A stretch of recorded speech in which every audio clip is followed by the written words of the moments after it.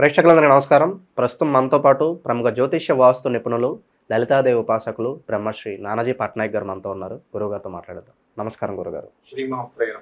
గురుగారు, జూలై మాసం ముందుగా మేషరాశి వారికి నెలంతా ఆర్థికంగా, ఆరోగ్యంగా అన్ని విధాలుగా ఎలాంటి ఫలితాలు ఉండబోతున్నాయి? మంచి ఫలితాలు పొందడానికి ఎలాంటి పరిహారాలు చేసుకోవాలి గురుగారు? ఫస్ట్ ఆఫ్ ఆల్ ఏంటంటే మేషం వారికి కనుక చూసుకుంటే రెండవ స్థానంలో శుక్రుడు ఉన్నాడు. అండ్ మనకి అంటే గురువు మూడులో ఉండడం ఈ రకంగా ప్లానెట్స్ ఆల్మోస్ట్ అంటే మేషం వారికి పంచమంలో కేతువు, లాభస్థానంలో రాహువు అండ్ వ్యయంలో శని. చాలా మంది భయపడుతున్నారు మేషరాశి అంటే ఇప్పుడు ఎల్నాడు శని స్టార్ట్ అయిపోయింది, సో ఏం చేయాలి అంటే ఒకటే చెప్తా. ఎప్పుడైనా ఎల్నాడు శని ప్రారంభం అయినప్పుడు ఫస్ట్ ఒక థాట్తో స్టార్ట్ అవ్వండి. ఏంటంటే ఎల్నాడు శని అనగానే వెంటనే మనకు వచ్చేటువంటి అందరూ ఆలోచించేది ఏంటంటే ఇక నాకేమీ కలిసి రాదు. అసలు అలా కాదండి. ఎందుకంటే ఒక 50,000 జాతకాలు నేను తీసుకొని పరిశీలన చేసాను. అందరికీ ఏమీ అయిపోకుండా అవ్వలే. వాడికి మహాదశ ఉంటుంది, ఒక మంచి మహాదశ ఉంటుంది, పూర్వజన్మ మంచి కర్మ కూడా ఉంటుంది. మీకు ఎంతసేపు ఎల్నాడు శని అలా అవ్వడం కాదు, స్లో అవుతాయి పనులు అంతే. థింగ్స్ కొంచెం మీరు స్ట్రెస్ఫుల్గా తీసుకెళ్తారు. నేను చాలా జాతకాల్లో ఏమంటే మీకు ఎల్నాడు శనిలో బాగుందంటే అవునండి బాగుందని అన్నారు. ఎల్నాడు శని అయిపోయి బాగాలేదు కదా అంటే అవునన్నారు. ఎందుకంటే మహాదశ కర్మ మీ శని ఎల్నాడు శనిలో మాత్రమే కాదు వేరే వేరే దాంట్లో కూడా జరిగినప్పుడు కొన్ని మంచి చెడు కూడా ఇస్తాడు. ఇది ఫస్ట్ గుర్తుపెట్టుకోవాలి. అయితే ఇక్కడ మరి ఎల్నాడు శని నడుస్తుంది కదా అంటే ఇన్వెస్ట్మెంట్స్ చేసేటప్పుడు కాస్త చూసి చెయ్యండి అని చెప్తాను నేను. 12th హౌస్లో సాటర్న్ ఉన్నాడు కాబట్టి. అలాగే ఇక్కడ మీకు పంచమంలో కేతు వచ్చినందుకు నేను చెప్పేది ఒకటే, డెసిషన్స్ తీసుకునేటప్పుడు ఎప్పుడు కూడా మేషం వారు పంచమంలో ఏదైనా పాపగ్రహం ఉన్నప్పుడు మనం చేసే మిస్టేక్ ఏంటంటే అగ్రెసివ్ డెసిషన్స్ ఒకటి తీసేసుకుంటాం. అది ఒక్కోసారి ప్లస్ అవ్వచ్చు, మైనస్ అవ్వచ్చు. తీసుకోలేరు సాధారణంగా. బట్ 90% మైనస్ అవుతాయి అగ్రెసివ్గా తీసుకునే నిర్ణయాలు. ఆలోచించి తీసుకునే నిర్ణయాలు ఎప్పుడూ సక్సెస్ అవుతుంది. ఓ 10% ఫెయిల్యూర్ అవ్వచ్చు, బట్ 90% సక్సెస్ ఛాన్స్ ఉంది. అగ్రెసివ్ నిర్ణయం 10% పాజిటివ్ అవ్వచ్చు, 90% ఫెయిల్ అవ్వచ్చు. అది కాకుండా పంచమ కేతు ఎప్పుడు కూడా ఏంటంటే చిత్ర విచిత్ర కారకుడు, మ్యాజికల్ ప్లానెట్ అంటాం కేతు.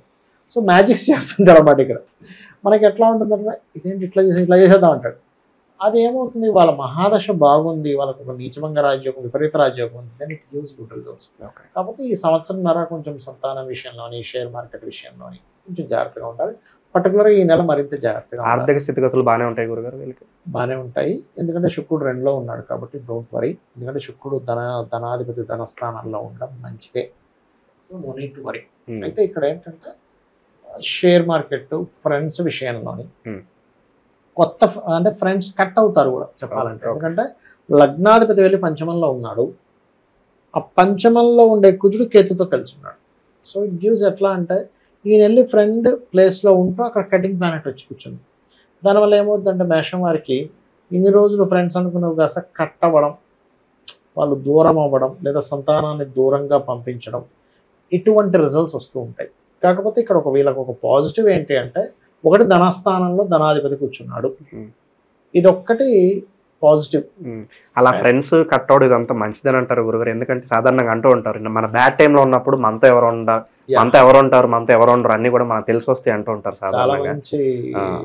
యాక్చువల్గా ఏంటంటానంటే మెయిన్గా ఇక్కడ ఒకటే ఏంటంటే మీరు అన్నట్టుగా చాలామంది ఫ్రెండ్స్ ఏమవుతారంటే ఏదైనా ఒక బ్యాడ్ టైం వచ్చి అయ్యో వీడు డబ్బులు అడుగుతాడేమో ఎందుకురా బాబు అని చెప్పి వాడు ఫోన్ ఎత్తపోవడం చేస్తాడు. ఏదో ఉంటేనే వాడి దగ్గర ఉంటాడు, లేదంటే ఉండడు. అది కమర్షియల్గా ఆలోచించే ఫ్రెండ్స్. కానీ నిజంగా నీ దగ్గర డబ్బులు సాయం చేయలేవు, ఒక మాట నువ్వు ఫ్రెండ్గా అరే ఏం కాదురా ఏమవుతుంది, ఇలాంటివి నేను చాలా చూశాను, మనం చూసుకుందాంలే, ఏం కాదురా నేను ఉన్నాను చాలండి. ఆ ఫ్రెండ్కి అది డబ్బులు ఇవ్వాల్సిన పని లేదు, చెప్పేసి చూపాను కదా బాబు నాకు కూడా అప్పులు ఉన్నాయి, ఆ పరిస్థితి ఇదేం చెప్పొచ్చు, నువ్వు పక్కన ఉండు. ఎందుకంటే ఒక మనిషి ఆలోచన విధానం పూర్తిగా పాడైపోతుందండి. ఒక ఫ్రెండ్ గనక కష్టాల్లో మీకు పక్కన లేకపోతే నువ్వు డబ్బులు ఇవ్వకపోయినా పర్లేదు, నీ దగ్గర లేవని నువ్వు తప్పించుకుంటున్నావు, ఫైన్.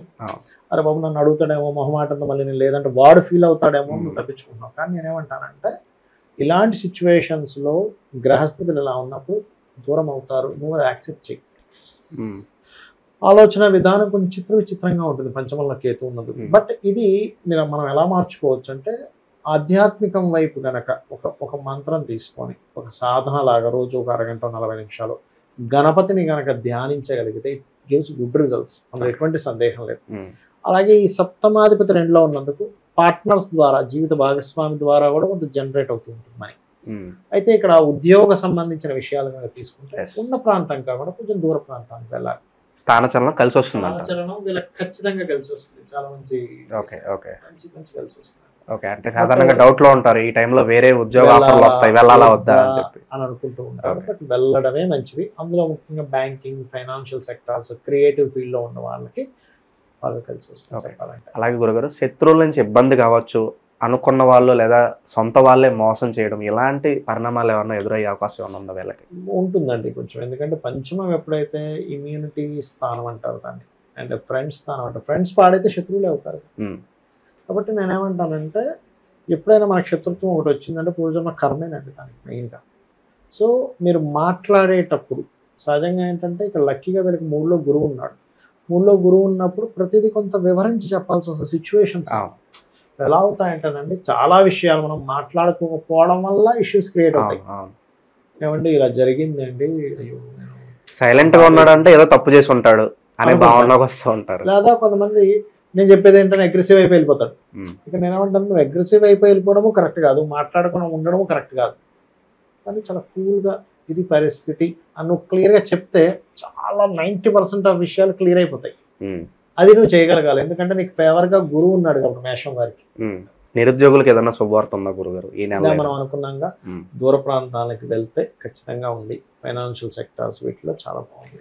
బట్ వ్యాపారస్తులు కొంచెం జాగ్రత్తగా ఉండాలి. ఓకే, ఇక శుభకార్యాలు జరగడానికి ఏదైనా ఆస్కారం కనిపిస్తుంది? ఉందండి. ఎందుకంటే సప్తమాధిపతి 2లో ఉన్నాడు. అంటే కుటుంబ స్థానంలో శుక్రుడు ఉన్నందుకు కొన్ని శుభకార్యాలకి ఇది పాజిటివ్గా చెప్పుకోవచ్చు. అందులో ఎటువంటి సందేహం లేదు. ఓకే, ఇంకా మాకు చివరగా కొత్త కొత్త అవకాశాలు కావాలి, లేదంటే మాకంటూ ప్రత్యేకంగా ఒక గుర్తింపు కావాలని చెప్పి అనుకుంటూ ఉంటారు. వాళ్ళకి ఎలా ఉండబోతుంది గురుగారు?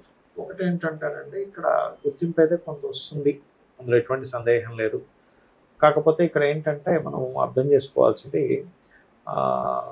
కొన్ని గతంలో కొన్ని అగ్రిమెంట్స్ అవ్వలేదు, ఈ సమస్య తీర్చలేకపోతున్నాము ఎలాగా అనుకునేటప్పుడు వీళ్ళు ఎంటర్ అయ్యి మాట్లాడి ఆ సమస్యను తీర్చడం వల్ల వీళ్ళ గుర్తింపు వస్తుంది. ఓకే, నేను 3లో గురువు కదా, ఎప్పుడు చాలామంది ఏమనుకుంటారంటే కొన్ని స్థానాలనే డిసైడ్ చేస్తారు, అమ్మ ఈ స్థానాల్లో ఉంటేనే గురువు మంచి ఫలితాలు ఇస్తారు. కానీ ఇక్కడ ఏమవుతుందంటే మేషం నుంచి ఎప్పుడైతే 9th హౌస్ మీద డబుల్ ట్రాన్సిట్ పడుతుంది, పడ్డప్పుడు వీళ్ళు చెప్పే గైడింగ్ వల్ల అవతల వాళ్ళకి మంచి జరగడం, కొంత దైవ బలం కూడా తోడవుతుందండి. 9th హౌస్లో ఎప్పుడైతే గురువుని చూస్తారో కొంత దైవ బలం తోడవుతుంది. 3లో గురువు ఉండే దానికి రవి కనెక్టివిటీస్ ఏర్పడుతున్నప్పుడు వీళ్ళు ఒక మాట అనడం వల్ల సమస్య క్లియర్ అవడం వల్ల అమ్మయ్య ఈయన వచ్చి చెప్పాడు కాబట్టి మనకి మంచి జరిగింది అనే ఒక పాజిటివ్ మాత్రం వెళ్తుంది. ఓకే గురుగారు, అయితే ఏళ్ళనాటి సెల్లో ఉన్నారు. స్టార్టింగ్ లో మనం ప్రస్తావించాం ఏ పని అయినా సరే కాస్త నెమ్మదిగా జరుగుతూ ఉంటుందని చెప్పి మాట్లాడుకున్నాం. మరి అవి కొంచెం ఫాస్ట్ గా జరగాలన్నా ఎలాంటి రెమెడీస్ వీళ్ళు పాటిస్తే బాగుంటుంది? ఇన్వెస్ట్మెంట్ చేసేటప్పుడు చూసుకొని చేయాలని చెప్పుకున్నాము.